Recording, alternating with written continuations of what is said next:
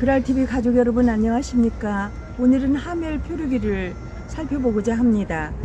조선 후기에 네덜란드인 하멜이 조선에서의 억류 생활상을 기록한 표류기인데요. 1653년 효종 4년에 심한 풍랑으로 난파된 네덜란드 무역선 스베르베르호가 선원 64명을 태우고 제주 해안 근처를 항해하다가 36명이 상륙을 했었어요.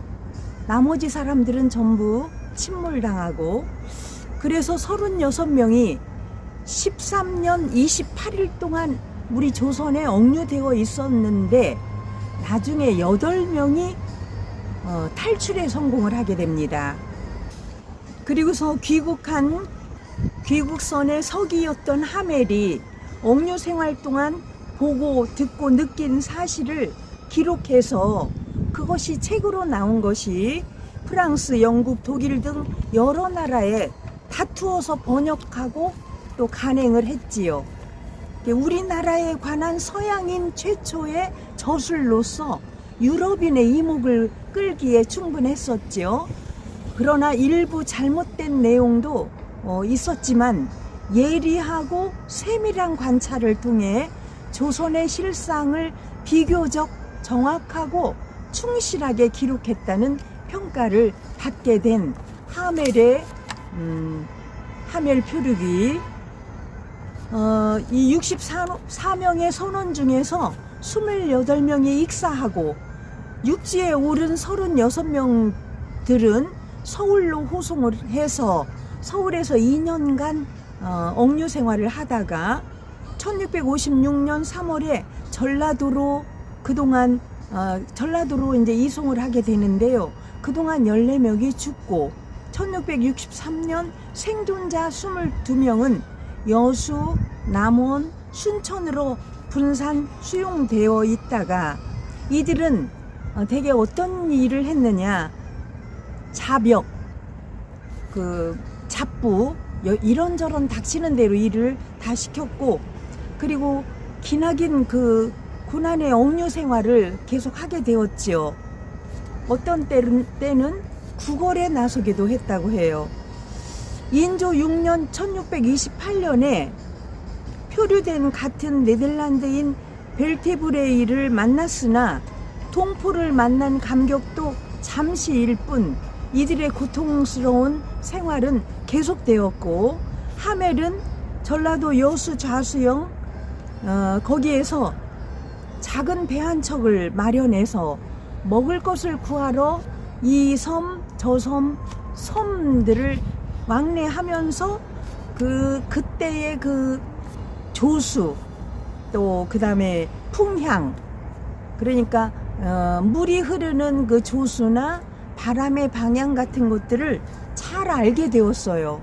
그러다가 이제 탈출하려고 하는 계획을 이제 세우게 되는데, 그때 당시에 살아남은 사람이 16명이었었는데 16명이 한꺼번에 다 같이 탈출을 하게 되면 그 비밀이 탄로가 날까봐 두려워서 좀 조용조용히 8명만 탈출을 하게 되는데, 그래서 일본의 나가사키를 거쳐서 1668년 7월 암스테르담에 귀환을 했습니다.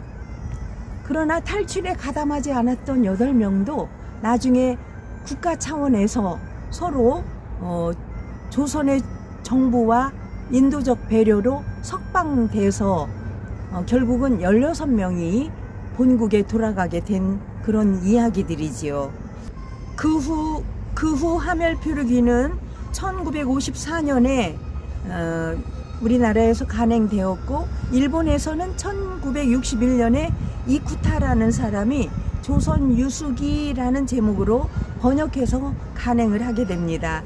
1980년 10월 12일 한국과 네덜란드 양국은 5호 징진을 위해서 각각 1만 달러씩을 출연해가지고 난파 상륙된 지점으로 추정되는 서귀포시 안덕면, 사계리, 삼방면 해안 언덕에 높이 4m, 넓이 6.6m의 하멜 기념비를 세워서 지금까지도 전해오고 있지요. 그래서 오늘 여기가 대전의 한밭수목원에 여기가 열대식물원 그 입구인데요.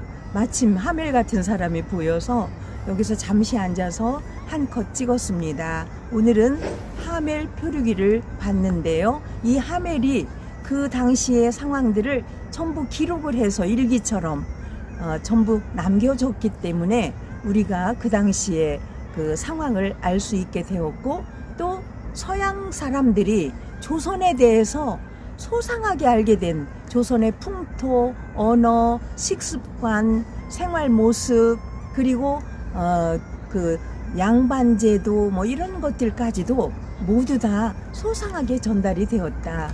그래서 우리 한국이 유럽에 알려지는데 아주 큰 역할을 한 하멜의 표류기, 하멜의 표류 일기였습니다. 그래서 일기가 얼마나 좋은 자료가 되는지 여러분 오늘도 일기 쓰자고 일기전도사 윤석희 말씀드려 봅니다. 감사합니다.